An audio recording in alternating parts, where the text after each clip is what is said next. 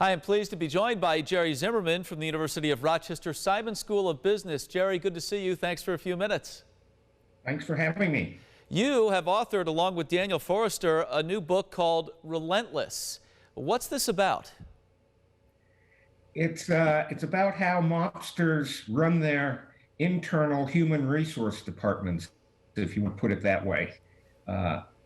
Daniel Forrester was a student of mine at Simon, and he runs a consulting firm, and we teamed up on this project. All right, so what was the idea behind it?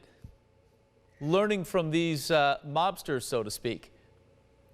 Let me give you a little background. My professional career and research interests at Simon for over 40 years have been trying to understand how lawful leaders solve the problem of attracting, retaining, and motivating a workforce of employees who are primarily self-interested, motivated, and get these people to work in the for the goals of the organization. How did you conduct your research for this exploration? Well, it started actually when I was 9 or 10 years old, watching the old Untouchable series and all these, the Godfather movies, The Sopranos. I started reading a lot of real crime books and autobiographies of criminals, and from there it evolved into this general question of how do these criminal organizations survive despite the enormous law enforcement resources thrown at trying to shut them down. And what did you learn? And what can regular people, like the folks watching now, take away?